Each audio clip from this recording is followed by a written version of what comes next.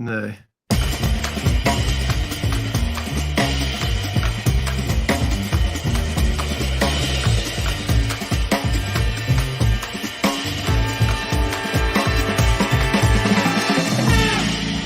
Ladies and gentlemen, please welcome to the stage Bounder and CAD. Well, good evening, ladies and gentlemen. Probably mostly ladies, according to the stats. But if there are any gentlemen here, thank you very much for joining as well. I'm Adam Drew. I'm Guy Hayward. Yes, we are Bounder and CAD. Musical comedy duo.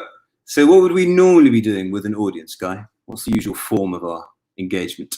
Well, we're sometimes known as the posh Ant and Dec. So we're here to get to know you. But we would normally be performing to an audience at a very exciting cabaret club called Zodel, which alas is closed. They still haven't fully explained why, but instead we're going to hopefully entertain you this way. The curtains look a bit like that up. Hello, Kimberly. The audience are in. Very nice to see you. Kimberly is in fact a returning audience member, which is very flattering. So we did our first ever last week. So this is our second ever. And what did we learn last week, Guy? Are there any? Well, that we shouldn't talk over each other, like squabbling schoolboys. Correct. I almost did it. We shouldn't talk over each other. So now, of course, as Guy was saying, we're known as the posh Ant and Dec, or even the singing Ant and Dec, because we perform these songs. Guy, can you name me a song? Any song? God Save the Queen. Should we do it? God save our gracious Queen. No. So what are we going to do instead, since we can't sing live? We're just going to ask each other questions. We are. So with a combination, we're going to give you some music in the form of some video clips, which Nigel, our very obliging producer, will play for us. But also, Guy is right. First right answer. Good evening, Diana Brooke. Lovely to see you again. Oh, she's got the hat again. Which regiment was that from, Guy? Of the Gentle at Arms. Correct. Hello, Amy. Qualified history teacher. Got a historical sword. Yes, that's an amazing sword. And hello, Nicholas Sopp, double P, S-O-P-P. I think you're new to the gang. Wait, that's singular, gentleman. Which one are you saying good evening to? True. Teresa Harbour. Oh, it was very chatty this evening. Anyway, we mustn't get distracted. So as well as playing you some video clips of our songs, Guy and I will be having a bit of a quiz. You're welcome to chime in. We'll be asking each other between each song one factual question and one personal question. Did they get quite personal last time, Guy? What did you feel like what did we talk about? I don't know whether they're going to be as personal this time, but who knows? They could be more personal. It depends where it all flows, you know? That sounds like a threat. I'm excited. But do you reckon we're ready for a first song, Guido? Should we do it? I reckon. Let's have a song. Roll the clip, Nigel.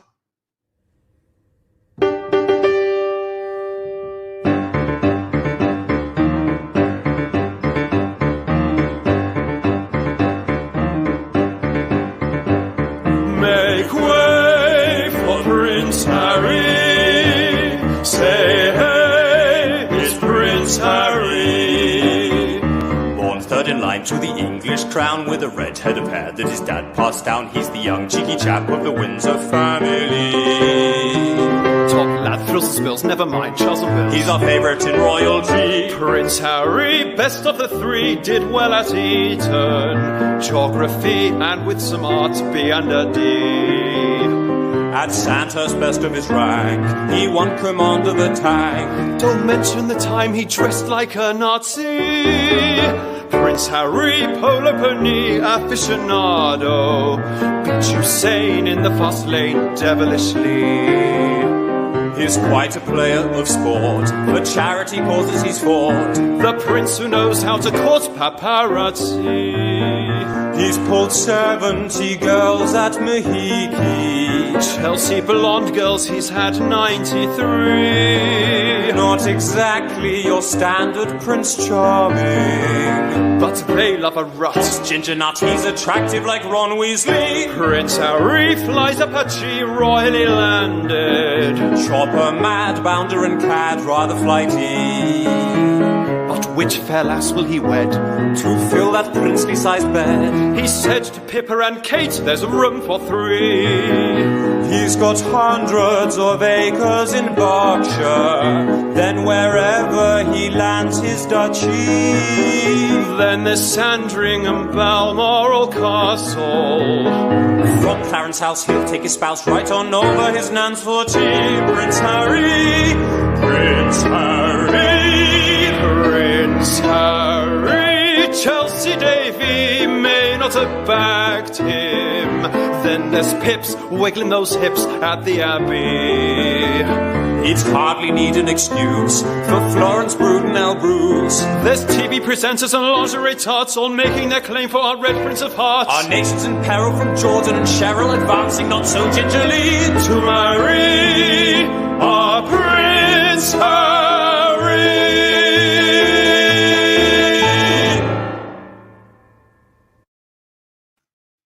Well, how times have changed. Now, I know what you're going to say.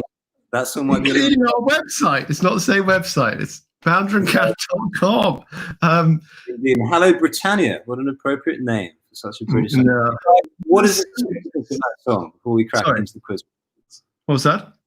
Sorry, I was saying, what is the significance of that song, one we just heard? It was our first song that we did together. Way back in 2012. 2012. And not only have we changed, I think it's fair to say that Harry has changed. Hello, Denise Maiden. Yeah, we've sort of considered updating this song. Now he's sort of changed beyond all recognition, but we haven't quite got around to it yet. Faye, thank you for the lol. That's what we do it for. Okay, so crack into the questions now. Guy, number one, factual question. Okay. We're going to be keeping score. Thank you. Number one, in the Harry Potter universe, what are the names of the Weasley twins? It's quite tricky. Fred. Yes. Fred. And 2 points here. Why didn't I know this? You want a little clue? It's Fred Weasley and... It's alphabetical, next letter along. Oh. It's not your name, but... G. That is... I can do F. I could do... Quite a royal name. George. Fred and George. 2 points out of 1 for Guy. Very nicely done. Royal, it's just...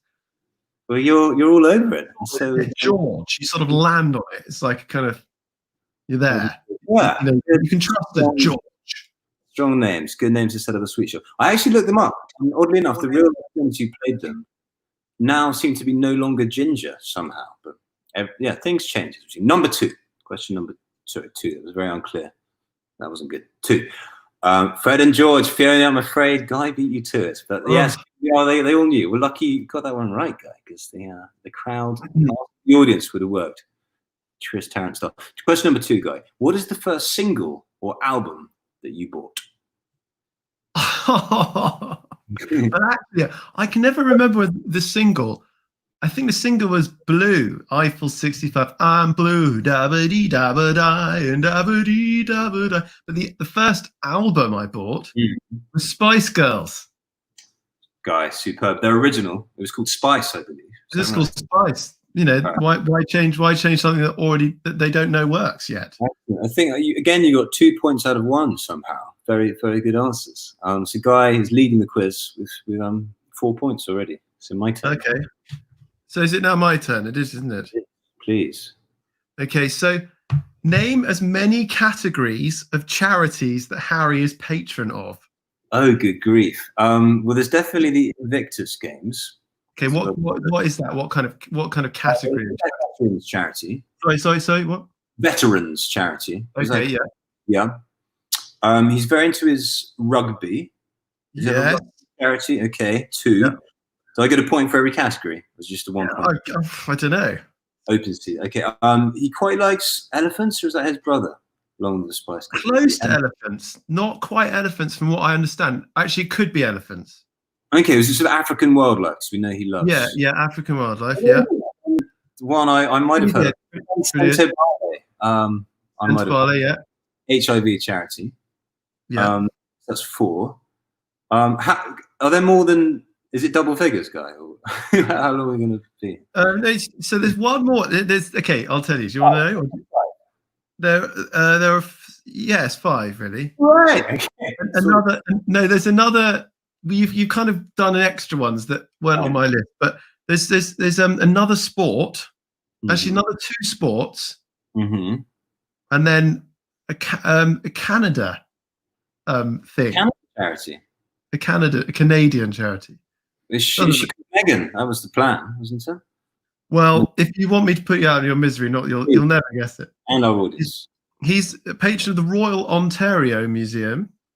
Of course he is. A museum. It doesn't seem like a museum type. No. Rhino is the specific African species that he's into. But he's also patron of African parks and cricket.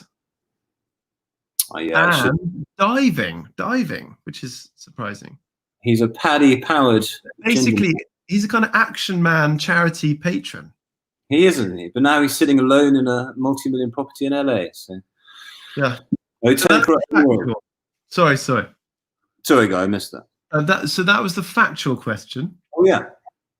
Let's get personal. But, now, sometimes I'm walking around the street, not anymore, but I'm walking around my house. Suddenly, I feel like a prince. I feel like, when did you last feel a prince? And what made you feel like a prince? And how did it feel? Oh, a lovely question. It was actually only on Saturday. because I was playing pétanque, drinking champagne on Royal Avenue, which I hope isn't illegal. So don't give me the full comings. But I think last Saturday I last felt princely, thanks to those fireworks and a game of boule. So what? Okay, right. Right, but now I think shall we open the questions more widely to our let's do that. To audience? If you have any questions, irrespective of relevance to anything, do fire away. There'll be a slight delay. Ooh, fais nor me. That sounds like a line from Shakespeare. Fais nor me. Oh, hello from Philadelphia. Yes, Gordon Reed. We were very touched by your comment because didn't you used to be the sort of Archbishop of a continent? I think that's right, actually. He's that's incredible. Distinguished clergyman. But thank you, Gordon, very much. I once got poisoned by an archbishop. Guy, you can't. No, in the Archbishop of Lima gave us dirty ice cubes, the entire Trinity choir at Cambridge, and the flight home was extraordinary. Didn't someone manage to ruin a white suit as well in the same bow? That thing when you jump up and you click your things like that. Well, he bought some white trousers from an Indian's market and proceeded to do that. And it's pretty blokey humour that. Sorry about that. No. So fair, you're right. I expected polo as well for Harry. And what else do we have coming in? We're losing track of the story of ooh. Great question. Guy, you go first. So I just gave my answer. Oh, it's a car, will they be? Oh. A Mini Cooper. I'd agree with that, actually. I think very, does the job very well. Stylish, nippy. But yeah, it's got good torque. Good goes around the corners really, really well. I think a Mini once won the Grand Prix. Or whatever it's called, the Monte Carlo something or other. I'm told. My father used to drive one. Oh, only the Vicar of Europe. Hello. I would have worn my Beretta. Vicar General of Europe. Goodness, the modern Major General. Gordon, can I ask how many churches that is? Presumably they're Church of England. Are they Church of England or is it Catholic? Bro, that's what we want to know. Anyway, wow. we'll wait for his. But very quickly, I'll be a Jaguar E-Type. That's what Kai would be. Out of all the songs you've written, what is your favourite? Mine is Just for Doing the Flagger. Thank you very much, Kimberly, because actually we were thinking of encouraging requests for the next online show if we keep doing these, and we can include this. I too used to love flower duets. For those of you that don't know, that was our Bake-Off themed version of the classic opera duet, the Flower Duet, usually spelled with a W. But Guy, how about you? What are your I like singing and performing the G-string song because I can just completely go for it, and I just love just letting loose into a character, which I don't even know what the character is, but I let loose. Very loose bit of underwear. Good on. And Fiona asked, Marmite, it's Bovril or Bovril, I reckon. That could be a typo. I wouldn't want to presume. I'd say neither. I'm afraid not into More my bovine guy. You? Well, I'm saving up Bovril for the second half of my life. I love Marmite, but I think Bovril. I think I'm going to grow into Bovril. Excellent. Yeah, it is a slightly more manly one, a real Mini Cooper. Ooh, we're getting technical, guy. I actually reckon pretensions of technological sophistication and modernity. I'd say a BMW Mini Cooper. But just to please the fans, I'd go with the original Italian job all the way, speeding around Turin.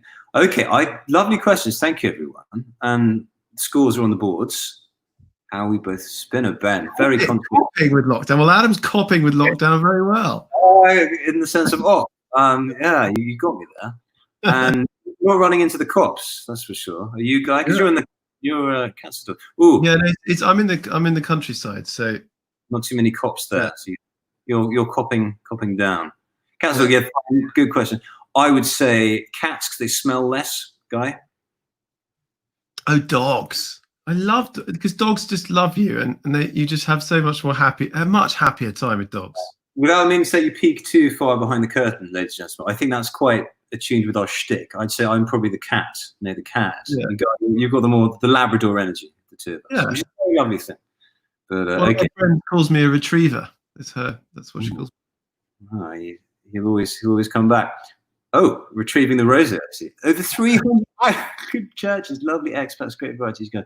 Well, Gordon, I'm glad you mentioned the expat community because off the back of our last live stream show, we were made an offer to perform at some expat clubs, I think in Southeast Asia. So maybe see you there. I think it's time for another song, guys. Should we roll the clip? Very much so. Let's go, Nigel. Nigel, roll the clip, please. Number 2. Ooh, I think it's because we just were going, on and on. Ooh, what's your favorite place in France? Rochefort, because of the film Les Demoiselles de Rochefort. Well, virtually, I think I have a virtual favorite place I haven't been to, but I want to go to. Actually, 2, and they're both actually. Gordon, you're going to enjoy this. The Sainte-Chapelle, the stained glass windows of Sainte-Chapelle. I just really want to go to them. And Chartres Cathedral. I'd like to walk the labyrinth because it's beautiful. Ooh. It's a beautiful thing to look at. Lots of goblins and things. Actually, continuing that theme, if I may, I want to go to Mont Saint-Michel because that's a very beautiful church again. Gordon, you'll be pleased. Set on a lake, isn't it? I think I've seen some amazing pictures. Oh yeah. But meanwhile, St. Michael's Mount in Cornwall. It's very similar. Very similar. Any word from Nigel? Nigel, I think he's gone on strike. Very French of him, actually. She could see from my face that I was. Now, once again, that tricksy word "beautiful" is back. This time on the pillowy lips of an improbably high-voiced army veteran. You know the one who really was in the army. His name is rhyming slang for "My life is brilliant." All right, mate. And then there's that gap, apparently because he just came in too early in the original recording. He's happy to coolly repeat the brag. My life is brilliant. My love is pure. I saw an angel. Of that I'm sure. Okay. She smiled at me on the subway. She was with another man. Oh. But I won't lose no sleep on that. Cause I've got a plan. Tell them the plan, guy. You're beautiful. There's that word again. You're beautiful. And again. You're beautiful, it's true. Okay, what about the plan? I saw your face in a crowded place, and I don't know what to do. Wait, James, wait a minute. You literally just said that you had a plan. You heard that, didn't you? And now you're saying you don't know what to do. This wouldn't have washed in the army, mate. Captain Blunt, the Russians have captured the airport. What are we going to do? What's that? You're effing high. You've hotboxed your tank. I can't even begin to say how irresponsible that is. You're my commanding officer, for Christ's sakes. Baffling. Thanks for watching. Do subscribe. And comment with any songs that you think need a good talking to. Bounder and Cat. and we mean it, please do hit us up with suggestions of songs that you would like to call out for having, slightly backhanded lyrics. But on with the quiz. Guy, I will lead. Question number 3, factual. Captain James Blunt served in a conflict in which partially recognized southeastern European state?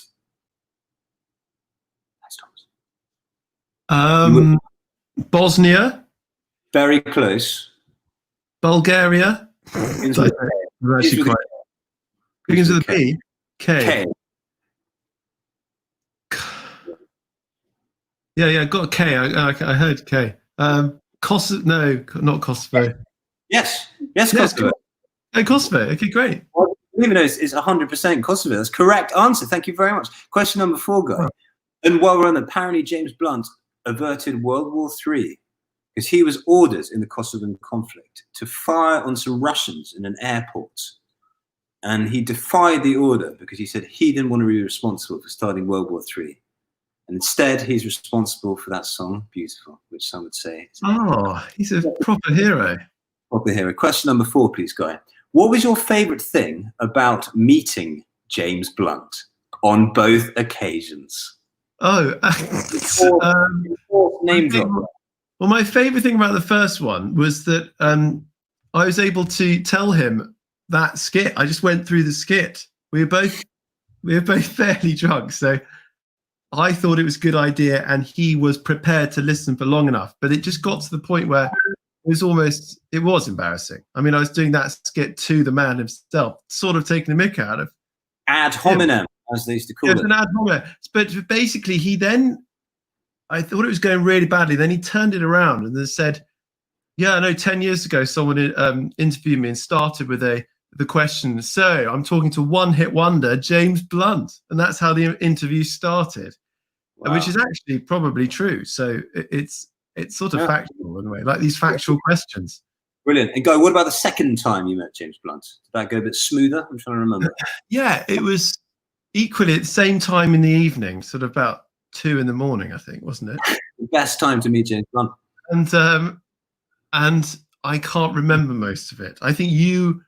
I do. I remember one detail. You've been quite witty, and I was softening the blows, I think. It was very, very thoughtful of you. I did manage to smoke a cigarette backwards in front of, or attempt to. I lit a cigarette from trying to look cool, clearly betraying the fact that I'm not a habitual smoker. Yeah, that's great. All right, well, that was that. Thank you, lovely. I have a better recollection of the meeting. Yeah, that's a 3 out of 2. You've got success. Okay. Can you remember what I told you about the meetings? Because that's probably more useful than what I can remember. The only piece I remember, you said he was wearing a rather horrible cut-off T-shirt.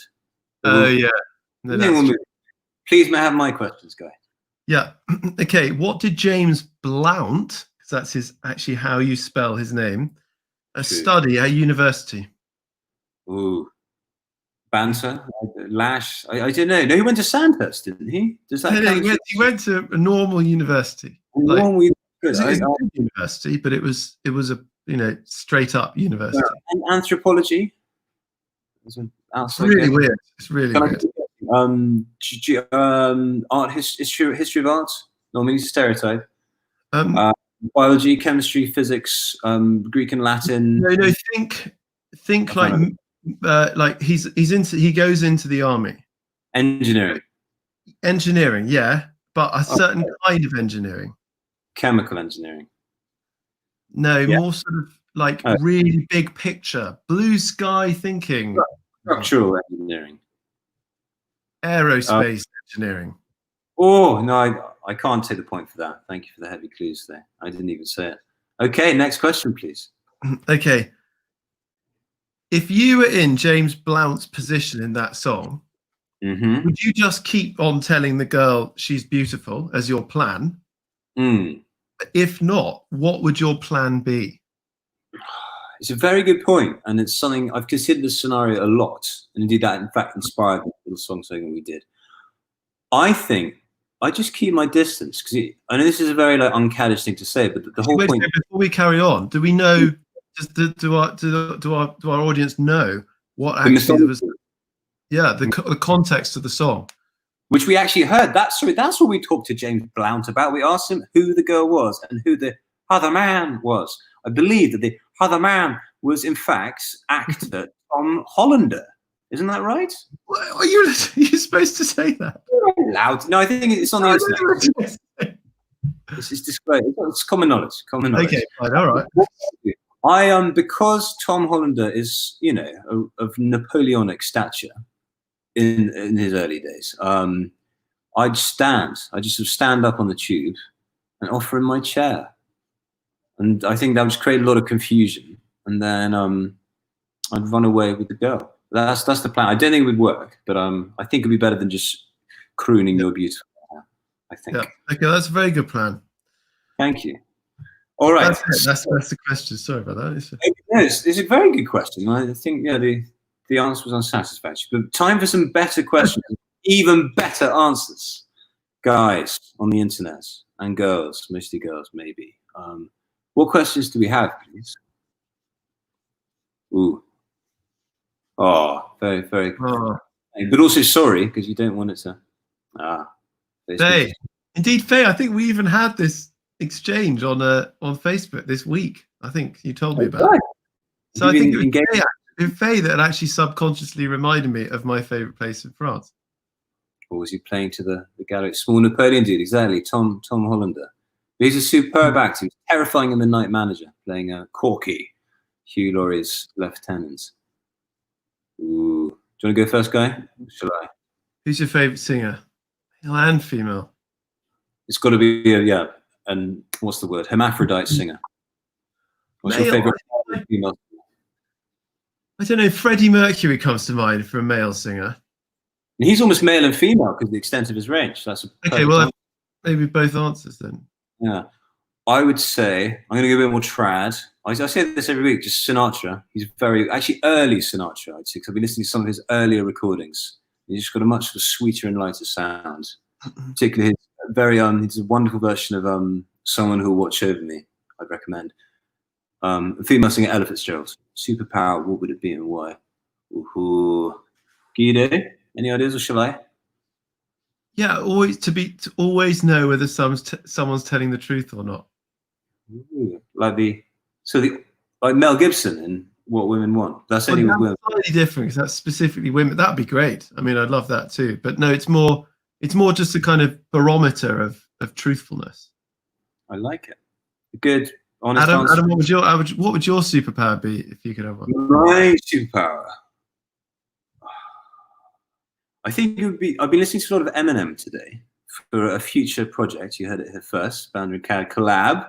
Not with Eminem, but just you'll see. And Eminem apparently has broken the world record for the fastest rap in the world.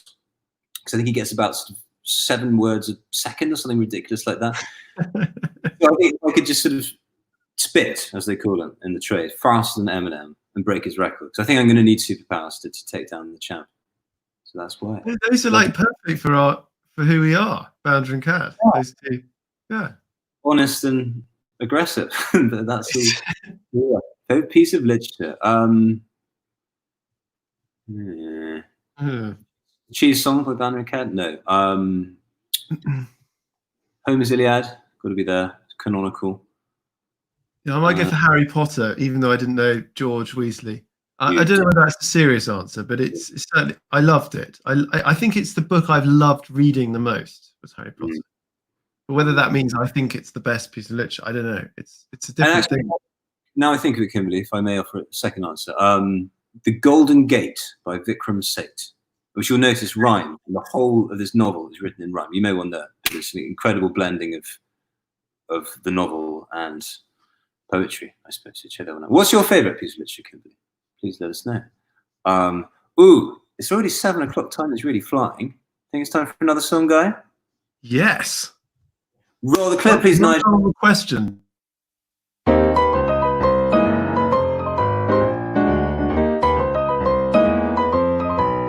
Like a rose garden has to have thorns, like a bird likes to live in a tree, like you'll never get rid of your shadow. Dave, you'll never get rid of me. We're full of promise, bright and young. I made our parliament so well hung.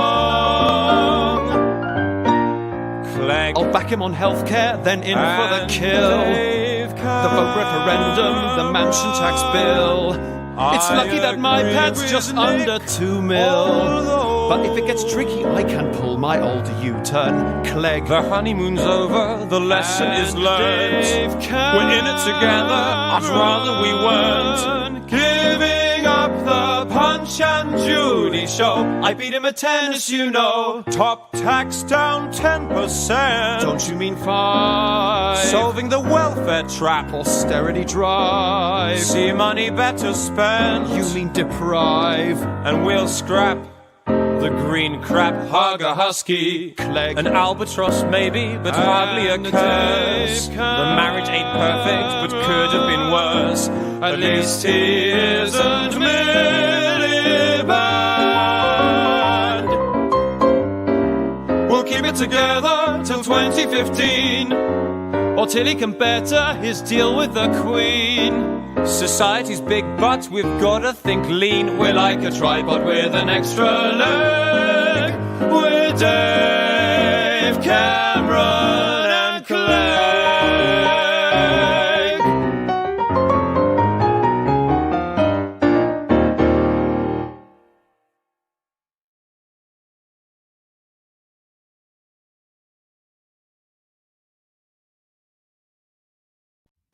Again, the wrong website. We need to update these video end cards. So we've been seeing that rose garden in the news this week, but more on that story later. Guy, question number 5. What is the nationality of Nick Clegg's mother? And here's her name. Oh, she's Herman. Venezuelan. I think his wife might be. You're very close. That's a very Freudian explanation. Her name is Hermans. I'll try and get the accent right. Hermans van den Waal Bakker. I don't think it's pronounced bake at the end. Oh, that's probably South African, isn't it? Yeah, I gave completely the wrong accent there. But you're on the right track. Thing like OG. Netherlands.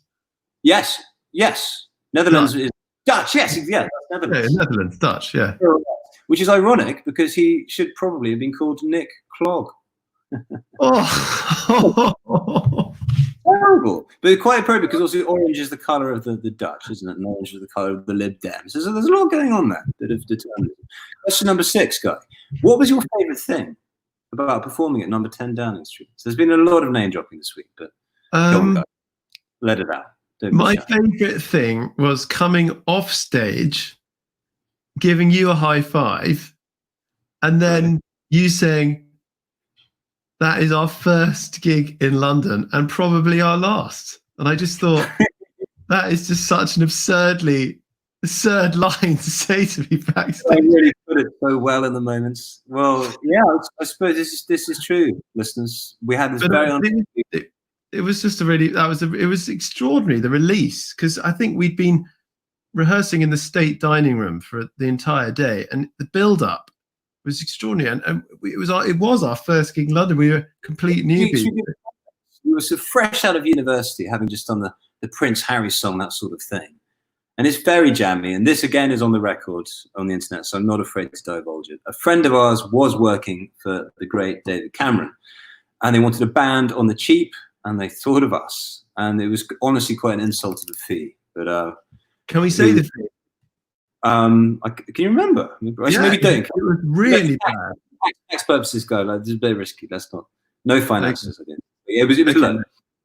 We said these, and for the occasion, we wrote a cheeky song, which you just heard, about Cameron and Clay, but they vetoed it. They said we're not to perform it. But what do we go and do, Guy?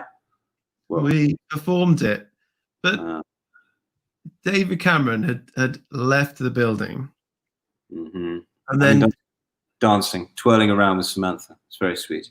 And then someone said, "Go on, sing the song." We're like, "What do you mean, which song?" And they said, the song.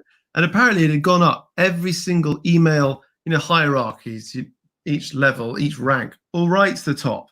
They'd all said yes, apart from the principal private secretary, who is an important person, clearly, because then they said, yeah, funny, but too close to the bone, so not to be performed. So we literally got vetoed. But then we did it anyway, after Decam had left. And anyway, fond memory. A fond memory. Guido, do you have... For my question, my question is, and it follows on for the end of the story, actually. Neat. Who from our experience at number 10 is still a key player today in government? Ooh, I'm thinking one of two people. I feel it's going to betray my knowledge of ignorance. I remember we saw Joe Johnson, brother of Boris. He's out. He resigned. Of course he did, with some fanfare. I think it must be Oliver Dowden. It was. Who is Hello. now? Who is he now? Well, I know that to David he's called Olive. Apparently some strange Italian throwback. He called all his male staff by female nicknames. But He was chief of staff, wasn't he? Which is now the position that Dominic Cummings occupies. oh, so he could have had a big promotion this week. Pretty much, isn't it? No, I may be wrong about that. Well, anyway, he's now culture secretary. So you should be getting up. Heard of us, exactly. Bring back culture. Bring back the NC. When he came up to us afterwards, he was the one that had shouted, just, they've gone, the principal private secretary's gone, Cameron's gone, just sing it anyway. It was him. He basically gave the order, so we sung it, which was great. Now, oh yes, and he also said that, having heard it, we should write the number 10 letters that they get every day, like from people who are angry and stuff. So, wow, that would have been a gig. Did we say no to that? But he did ask us to never speak to the press, and we stupidly didn't, which we should have done. We did a few years later. You can see it in the evening. Yeah, we should have done it at the time, and anyway, we didn't. Because we're good boys. We're good boys. We honour our. So, Adam, second question, more personal. Please. As a satirist, what is the favourite political skewering that you have given? And that's the first question. There are actually two questions for some reason. I don't know. Ooh, okay. Skewing, I think it was the one we did shortly after that, again starring David Cameron. Because for a while, ladies and gentlemen, our show sort of had like a David Cameron section to the set. I did another song about the Scottish referendum, which took the form of effectively a rap battle between David Cameron and Alex Salmond, also in the news a lot lately. So I think that was quite fun, because I think David, which Guy played, had such withering put downs of old Salmonds. I think that was probably it. Yeah. Okay, and the other question I had was, which party leader over the last 10 years would you most like to have dinner with, and why? Vladimir Putin, because I hear he serves very exciting tea. Very good. Well, that leaves us to open the floor again. Open the floor. Give us your questions. Please. Anything. Answer those questions. Favorite gig? Oh, actually, yeah, not one of the ones you just heard about. Thank you. And hello again, Amanda. How are you doing? How are your patients? If I remember correctly, Amanda is a nurse in Scotland. So I think, we're there. A Scottish nurse. Let's at the NHS. I'd say very dammy. We got to go to Barbados. That was very nice. I think that's up there. And we got to meet Jeremy Kyle there, who briefly had an endorsement on our website, but then he hit the headline, so he had to go. Guy, yours. Favorite gig? We did one of. I just love the characters. It's usually not really the place, but the kind of the very strange people that book us. Like Jeremy Kyle. We did. I know I've said very strange, so I can't really say it out loud now. But no, we did one in a club, which that was where Woodhouse was based his PG Woodhouse, Jeeves and Worcester, based on the drone club. Be careful about this. I'm not going to go any further, but apart from the cricket. The cricket in the bar, they play it. So that was a really good experience. And meanwhile, speaking of fun gigs, hello to Janice. Yes, we did once perform at this funny event for this very funny thing called Radio HP, and there were lots of polo ponies, that kind of thing, divot stamp thing, and it rained, so it was everything we wanted. Oh, there we go. Thank you very much, Nigel, for recapping us. Different Nigel. Lovely. Keep them coming. I'm enjoying this. I think we've got a bit more time. Dutch. Going Dutch. Double Dutch. Dutch courage. Actually, Guy, do you know Nigel will be holding that one back. It's come back. Yeah. Guy, bonus question. Do you know the origin of the phrase Dutch courage? This is quite hard, this one. Is it to do with some kind of naval history thing? Military, definitely. It could be naval. I think what happened was the Dutch, who, as we know, are responsible for Nick Clegg, used to have very good mercenaries. And whenever they used to go into battle, they'd have a bit of what they call Jennifer, which I think is where we get the word gin. So that was their way of, being courageous. The Dutch drinking gin. Who'd have thought? The entire irrigation system of the Fenland in East Anglia is thanks to Dutch water engineering. And we have so much to be grateful to the Dutch for. What have the Dutch done for us? Okay, I'm going to keep this theme going, if I may. Do we know what the Dutch reach is? Because remember somebody had a theory that if you put the word Dutch in front of anything, it sounds slightly rude. I think that's true in the case of certain shops, certainly, and substances. And the Dutch oven, I think, is some obscene practice, but we're not going to go into that. The Dutch reach, however, is very innocent, and in fact, could have saved my life had I been killed at the time when it would have been applicable. It's the practice of opening a car door with the opposite hand. So if I want to get out this side, I reach over, thereby turning my body to making sure I see any oncoming cyclists, so you don't door the cyclist. So that is the Dutch reach. That's the Dutch driving test, performing the Dutch reach. That should be on the highway code of the UK. That should be another import, shouldn't it? I agree. I think, oddly enough, the day I was knocked off by someone failing to observe the Dutch reach, it was, I think, ratified by the DVSLA. On account of your misfortune? No, not pure. I like to think it was, some sort of appeal or cosmic alignment, but neither. That's a great story, by the way that finished. Adam actually confronted the man. It goes on. Well, I confronted the woman responsible, but then she referred me to her husband. And then I had to meet him in the lobby of a hotel for a cup of coffee, and he gave me an envelope full of cash to pay for the damages. And we actually got on quite well. So it was a very, very odd dynamic. But if you're listening, we're all cool. And the money covered the repairs. All right, is it time for another song, Guy? I think it must be. I think, in fact, this is going to be our final song, unless an encore is demanded. But let's do this one. This is a nice summary one. Roll the clip, please, Nigel. The boys that are Bounder and Cat.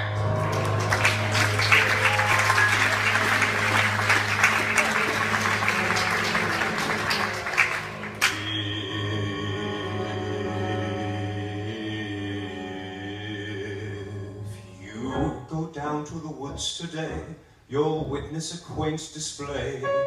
They've cut the quail eggs, the roulards rolled, they're crisping the creme brulee. They'll shun the wasps and beat off the bugs, to sprawl about and eat off their rugs. Today's the day the British will have their picnic.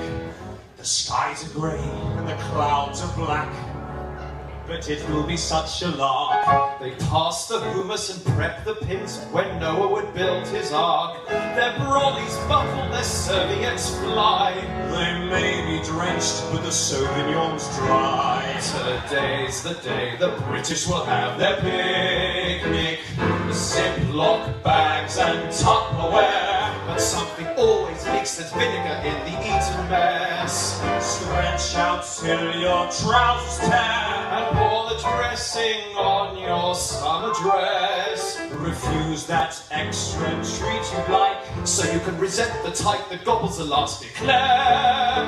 But Pim's o'clock will go on so long as you pass the bottle around, because you're stuck in your folding chair. They've lost the corkscrew, The dog's been sick, the cheeses have caused distress. this flan is ghastly. I made it. Oh, I thought it was M&S. They've seen the dog is kept on a leash, Then tottered back and stepped on a quiche. Today's the day the British will have their picnic. Ziploc bags and Tupperware, but something always leaks, there's vinegar in the eaten mess. Stretch out till your Trousers tear and pour the dressing on your summer dress. Refuse that extra treat you like, so you can resent the type that gobbles the last eclair. But you pass the bottle round. Because there's song in your falling child.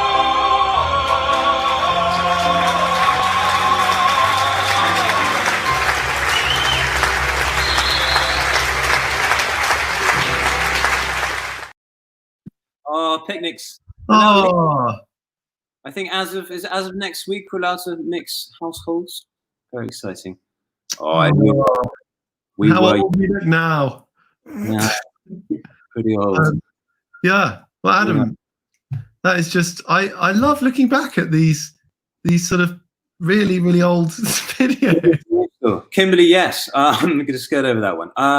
Yeah, it's also, as you would have noticed there, General, we sort of adopted this sort of animation style of using these fun images from Google in our earlier days, which I quite enjoyed, but they took a lot of work, didn't they, guys? Well, I think on a copyright front, we're definitely bound in CAD. So I was looking at all of the copyright claims as they were coming across my screen. Very good illustration of, exactly that. Yeah. So we'll put that boundary aside. We're better at image copyright these days. Oh, hello, Britannia. Bad habits to be taken up. Yeah, Zoom tidy room and tidy home. This is true. Yeah, a few of our videos, Guy and I have both been effectively in our pajamas, dressing gown, looking rather like lounge lizards, as we're known to be. Guy, anything particular? Yeah, I think I know it sounds awful, but sort of I've worked too hard. I think I'm just my head is just sort of hurting. I think that's, but I have done the Netflix stuff, and I think I don't know if it's a bad habit or not. It's just sort of completely taken over my life. What did you think yourself with that broadsword, if we're correct? Actually, Amy, what's the story of that sword? I'm very, very intrigued. Oh, thanks, Amy. Look, it's you don't honestly, please. You're very kind. But tell us about your sword. All right, yeah, and as you would have seen in that clip, it was compared by Giles Brandreth, who's been doing some very funny poems on Twitter. So he did a wonderful spoof of daffodils. Did you see that, Guy? I did. My mother sent me that via WhatsApp. My dad sent it to me. So one for really, yeah. I'll get it's the one you better be watching out for. That's right. Hot tips. Okay, some little quizzy questions. Nigel, keep the questions. Actually, Nigel, hold the questions for now. So you want to deal with them properly. So almost exactly to time, which is very exciting. Guy, number 7. Quite tricky. Okay. What are the ingredients of Pimm's? And it's a bit of a trick question, actually. Brandy? No, take a step back. And why might this be a trick question? Think of have you heard the mythology surrounding Coca-Cola and the recipe for that? Or McDonald's? I don't know the answer, I'm afraid. Well, an answer I'd accept is that it's a secret. It's a secret ingredient. Okay. Well, but a bit of light Googling has told me that that the key ingredients are, again, repeating this Dutch theme that's been run through the whole show. Gin, Jennifer. Is that Dutch? Maybe. Herbal botanicals, caramelized orange, and warm spices. Ooh, TV binges. We will come on to those, Kim. Let's run out TV binges. Question number 8. This is again quite a personal one. Guy, if you were to treat me to a picnic, what would be in that hamper? So you can take your time. I think some sperm whales roe. Wow, Guy, that really is going the extra mile. How long? I mean, obviously champagne. Yeah, that's enough, frankly. I think sperm whale roe and champagne feels like the ultimate boundless delight. But is it on brand for us to be eating that? Is it a bit too sourdough bread? Because I know you like both words to be next to each other. I do. Thank you very much. Sourdough bread. Yeah, the guys wrote this is a little pet peeve of mine. It's slightly not got anything against Americans. We embrace Americans with open arms, but they often omit words. Like rather than saying iceberg lettuce, they'll say with iceberg, and that's potentially confusing if you ordered that on the Titanic, for example. And similarly, Monterey Jack's often just like with Jack. I suppose Jack Daniels, again, you don't know what you're getting on your burger. And there was one I saw the other day from Barry's Boot Camp, which is a slightly American style fitness camp. And they said if you sign up for 3 classes, you get a free Barry's tank. Not meaning an armoured vehicle, meaning Tank top. Yes, which you actually once bought, didn't you, Guy? Don't. Yes. No, It was embarrassing. It cost about £60 or something, didn't it? It had a little... I'm trying to. Yes, Yeah. sorry. Right, My question. we're coming to the end, believe it or not. Question, please. Okay. Now, we're mentioning Giles Brandreth earlier. In 2016, how many of his own teddy bears did Giles Brandreth donate to Newby Hall Museum? Brilliant. Yeah, I like this kind of, shot in the dark estimates. So the sweets in the jar, Village Fate style conundrum. I'm going to guess 1,200. Pretty close. It was 1,000. Oh, can I get the point? Incredible that he had 1,000 teddy bears. I mean, that is really extraordinary. Have you seen his collection of jumpers as well? Because I think these have factored his poetry esthetic. Great. They're connected, aren't they? Friendly jumpers and teddy bears are sort of similar, aren't they? True. Homely. This another just a quick. It's a quick question. This is a bit weird, but how big will the total folding furniture market be in 2022 in terms of dollars, number of dollars in the whole world? $1 billion. $13 billion. $13 billion. Okay. Very lucky for a growth of 7% since 2016. Incredible. Now I've got a question for the audience. Oh no, I've got another question for you, which is personal. Yeah. When was the last time you hugged your teddy bear? Oh, Guy, showing my tender side. I actually have a collection of teddy bears, but they're actually too small to hug. Weirdly, I used to collect these very small ones. I used to keep in my blazer pocket as a sort of lucky mascot to make me do well in my exams at school. And I had one called Jessie Bear, who I once lost in the car park of a squash court. And there was a lot of weeping and wailing. But he turned up. But no, I haven't hugged any bear for a while, I'm afraid to say. And have you ever rolled a roulade or crisped a creme brulee? Crisp? I think I have one of those mini blowtorches. Because it's just such now this is a question. Oh, sorry. This is a question for the audience. Where does one get the best ready-made flan? Because we talk about ghastly flans in that song. Does anyone have a place where it gives you, a solid ready-made flan?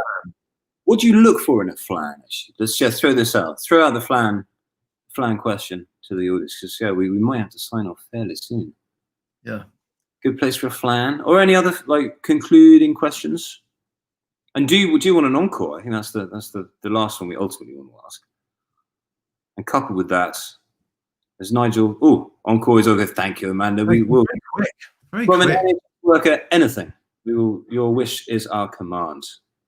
Up the nurses, especially the Scottish nurses. The Scottish nurses are more appealing than Scottish widows. What are the Scottish widows? They always look quite scary in those bank ads. Scottish nurses, however, witches, aren't they? They look like sort of. They are, yeah, a bit slightly Scottish. Wonderful, really. Right, yeah. Okay, well, should we just hit that encore? Very well, Rebecca. Like a magical version of Saga magazine. Scottish Widows. I don't really know what it is. Team in the next show, perhaps. But thank you, everyone, very much for coming. If there's any feedback you have, the more critical, the better. Please leave us a little review online. Do follow us on social media. I'm sure you do, @BounderCAD. We're all over the place. And sign up to our email list. Be our pen pal.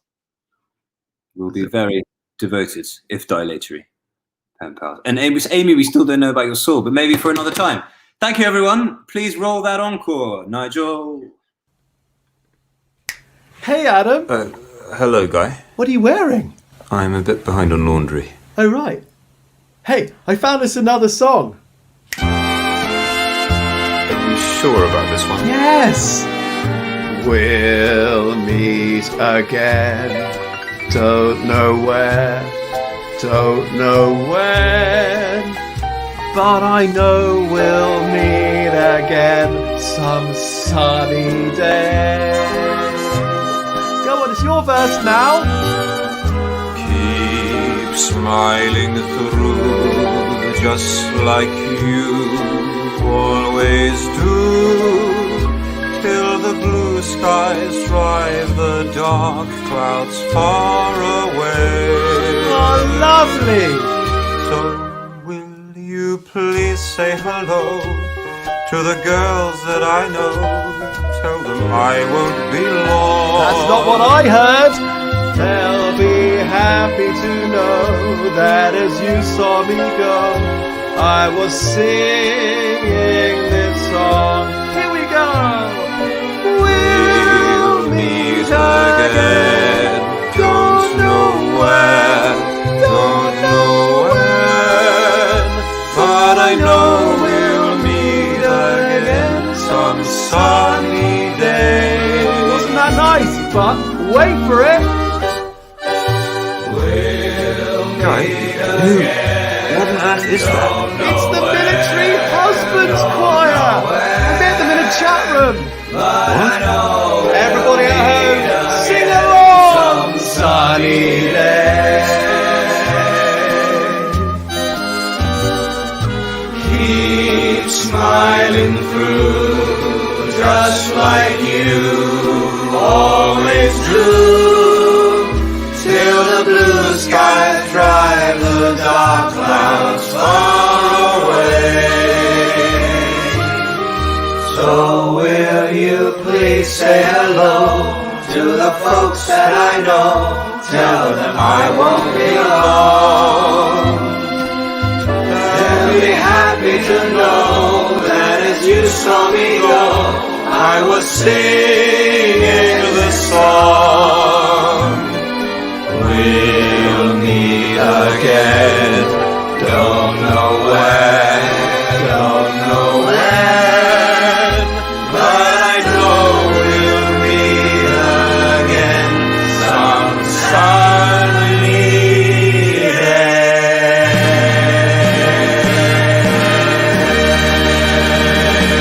day. So nice. Well, till that sunny day, bro.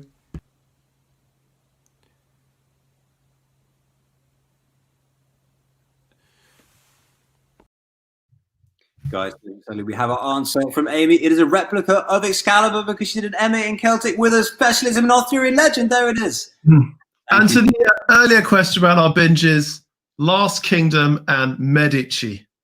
All suitably Arthurian. All 7 seasons. All 7 seasons. Lots of swords. Be safe with your swords. Stay Be well. safe. Everyone. See you next week. Same time, same place. If you like. All right.